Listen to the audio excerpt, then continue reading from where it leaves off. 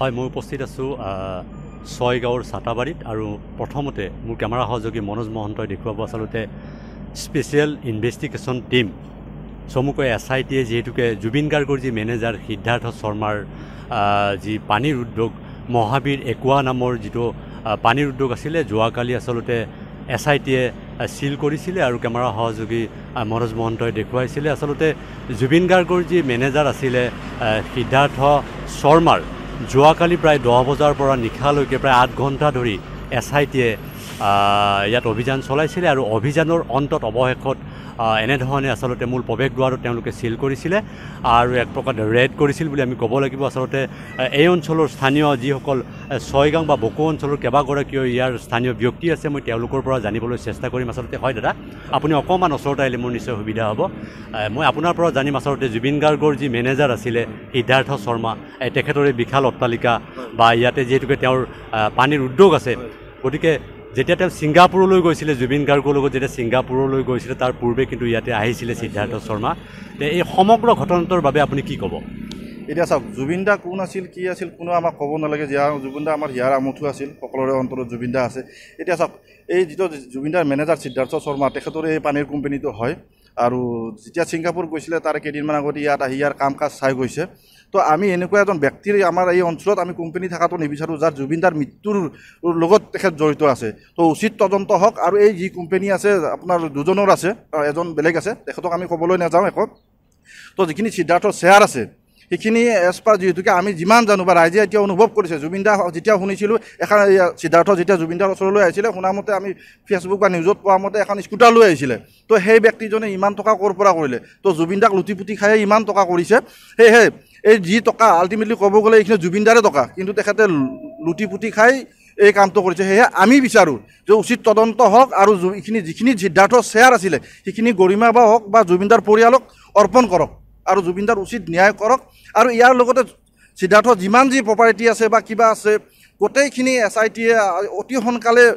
বা ক্ষিপ্ৰভাৱে এইবোৰ নিৰীক্ষণ কৰক অকল এইটোৱে নহয় যদি এইটো আপোনাৰ আমাৰ ইয়াত চাটাবাৰীত এইটো থাকিব পাৰে আৰু তেখেতৰ বহুত থাকিব পাৰে ইপিনে হোটেল থকা বুলিও শুনিছোঁ তো গোটেইখিনিৰ ওপৰত ইনভেষ্টিগেশ্যন কৰক আৰু উচিত ব্যৱস্থা গ্ৰহণ কৰক আৰু জুবিন দাক যিমান পাৰি সোনকালে ন্যায় দিয়ক আৰু নিশ্চয়কৈ ক'ব লাগে মোৰ কেমেৰা সহযোগী মনোজ মহন্তই আচলতে যি সিদ্ধাৰ্থ শৰ্মাৰ যি উদ্যোগ আছে ফেক্টৰী আছে এই ফেক্টৰীৰ যদি সম্ভৱ হয় কেমেৰাই যদি ঢুকি পাই ভিতৰ অংশ দেখুৱাবলৈ তেওঁ চেষ্টা কৰিছে আৰু নিশ্চিতভাৱে আমি ক'ব লাগিব যে যিহেতুকে জুবিন গাৰ্গৰ যি মেনেজাৰ আছিলে সিদ্ধাৰ্থ শৰ্মাৰ অকল ছয়গাঁও চাটাবাৰীত যিটো পানীৰ ফেক্টৰী আছে অকল এইটোৱেই নহয় যে অসমৰ বিভিন্ন প্ৰান্ততো তেওঁৰ ইণ্ডাষ্ট্ৰী থাকিব আছে বুলি তেওঁলোকে ইতিমধ্যে আমাক জানিবলৈ দিছে আৰু নিউজ লাইভৰ দৰ্শকসকলক মই নিশ্চয়কৈ ক'ব লাগিব যে অসমৰ বিভিন্ন প্ৰান্তত ইতিমধ্যে সিদ্ধাৰ্থ শৰ্মাৰ উদ্যোগ বা সা সম্পত্তি আছে বুলি তেওঁ কৈছে আৰু শেহতীয়াভাৱে তেওঁলোকে আমাক জানিবলৈ দিছে যে জুবিন গাৰ্গৰ যিটো প্ৰিয়তমা সেয়া হৈছে গৰিমা গাৰ্গ শইকীয়া আৰু সকলো সম্পত্তি আচলতে গৰিমা গাৰ্গক সমজাই দিয়াৰ কাৰণে আচলতে স্থানীয় ছয়গাঁওবাসীয়ে দাবী জনাইছে আৰু কেইবাগৰাকীও ব্যক্তি মোৰ সৈতে আছে মই তেওঁলোকৰ পৰাও কিছু কথা জানিবলৈ চেষ্টা কৰিম আচলতে জুবিন গাৰ্গৰ যি বিষয় এই জুবিন গাৰ্গৰ যিটো মৃত্যু ই স্বাভাৱিকেই হওক বা অস্বাভাৱিকেই হওক সকলো আচলতে ৰাইজে কিন্তু এতিয়া শোকত ম্ৰিয়মান হৈছে যে একে আষাৰে আপুনি কি ক'ব আমি যি অসমৰ প্ৰধান সম্পদ হেৰুৱালোঁ তাৰ বাবে আমাৰ গোটেই অসমবাসী ৰাইজ লগতে বিশ্ববাসী ৰাইজ আমাৰ যি ক্ষতি হ'ল বৃহৎ ক্ষতি এই ক্ষতিটো আকৌ কোনেও পূৰাব নোৱাৰে জুবিন গাৰ্গৰ অকাল মৃত্যু যি ঘটালে কোনোবাৰ নেগলিজেঞ্চিৰ কাৰণেই হওক যিহৰ কাৰণেই হওক অসমৰ প্ৰধান সম্পদটোক তেওঁলোকে লৈ গৈছিলে গতিকে তেওঁলোকৰ তত্ত্বাৱধানত ৰখাৰ দায়িত্ব তেওঁলোকৰ আছিলে কিন্তু তেওঁলোকে তাত গৈ যি কৰিলে সেয়া আমি ভিডিঅ' যোগে নিউজ যোগে সকলোৱে দেখিছে চ' ইয়াৰ বাবে সমগ্ৰ অসমবাসী ৰাইজ ক্ষোভিত হৈ আছে আৰু যাৰ কাৰণে আমি এই বিচাৰ প্ৰক্ৰিয়াটো ফাষ্ট ট্ৰেক আদালতত অতি সোনকালে বিচাৰ কৰাটো বিচাৰিছোঁ নহ'লে পৰিস্থিতি দিনক দিনে কি হৈ যাব ধৰিছে আপোনালোকে সকলোৱে গমেই পাই আছে আপোনাৰ পৰা এটা কথা জানিম আচলতে জুবিন গাৰ্গৰ মেনেজাৰ সিদ্ধাৰ্থ শৰ্মাৰ আচলতে ছয়গাঁৱত পানীৰ উদ্যোগ আছে আৰু পানীৰ উদ্যোগৰ উপৰিও তেওঁৰ বিভিন্ন প্ৰান্তত আচলতে অসমৰ বিভিন্ন ঠাইত তেওঁৰ সা সম্পত্তি বা উদ্যোগেই হওক বা ফেক্টৰী হওক থকা বুলি ইতিমধ্যে খবৰ ওলাইছে কি ক'ব আপুনি চাওক এতিয়া আমাৰ ছয়গাঁও চাটাবাৰী অঞ্চলৰ এনেকুৱা ভিতৰুৱা ঠাইতে যদি তেখেতে ইণ্ডাষ্ট্ৰী খুলিব পাৰিছে তাৰোপৰি বা অসমৰ কিমান ঠাইত অসম নহয় ভাৰতৰ বা কিমান ঠাইত তেখেতে ক'ত ক'ত কি সম্পত্তি কৰি থৈছে এজন মেনেজাৰ হৈ য'ত আমি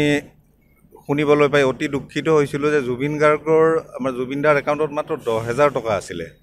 আৰু অথচ মেনেজাৰে কোটি কোটি টকাৰে ছয়গাঁৱৰ ছাটাবাৰীত ইণ্ডাষ্ট্ৰি খুলিছে, গুৱাহাটীত হোটেল ৰেষ্টুৰেণ্ট খুলিছে, আকৌ ভাৰতৰ বা ক'ত কিমান কি কৰিছে। গতিকে প্ৰপাৰ ইনভেষ্টিগেশ্যন কৰি তেওঁৰ সকলো যিমান য'ত যি ইণ্ডাষ্ট্ৰি হওক, যি সম্পত্তি কৰিছে সকলো চিল কৰি চৰকাৰে গৰিমাবোৰ অৰ্পণ কৰাটো আমি বিচাৰিছোঁ। আৰু শেহতীয়াভাৱে যোৱাকালি আচলতে 8 ঘণ্টা যি অভিযান চলিছিলে, এই অভিযানৰ অন্তত কিন্তু ছয়গাঁৱৰ যি ছাটাবাৰীৰ যিটো উদ্যোগ SIT চিল কৰিছে, কি ক'ব আপুনি? আচলতে এইটো ইণ্ডাষ্ট্ৰি প্ৰথমতে এটা বেলেগ ইণ্ডাষ্ট্ৰি আছিলে। তো তেখেতে এই ইণ্ডাষ্ট্ৰিটো বেলেগ মালিক আছিলে, তেওঁৰ পৰা ক্ৰয় কৰিছে চাগে, এবছৰমান হ'ল। আমি কোনেও স্থানীয় লোক কোনে গমেই নাপাওঁ যে সিদ্ধাৰ্থ শৰ্মাই ইয়াতে ইণ্ডাষ্ট্ৰি কিনিছে। যেতিয়া এই ঘটনাটো ঘটি গ'ল তাৰপিছতহে আমি গম পাব ধৰিলোঁ। তো ভাল লাগিছে যিহেতু তেওঁলোকে SIT ভিজিট কৰি এইটো চিল কৰিছে। এতিয়া নেক্সট পৰ্যায়ত তেওঁৰ যিমান য'ত যি সম্পত্তি আছে সকলোবোৰ চিল কৰক আৰু উচিত তদন্ত কৰি ফাষ্ট ট্ৰেকত এই বিচাৰ প্ৰক্ৰিয়া আৰম্ভ কৰক।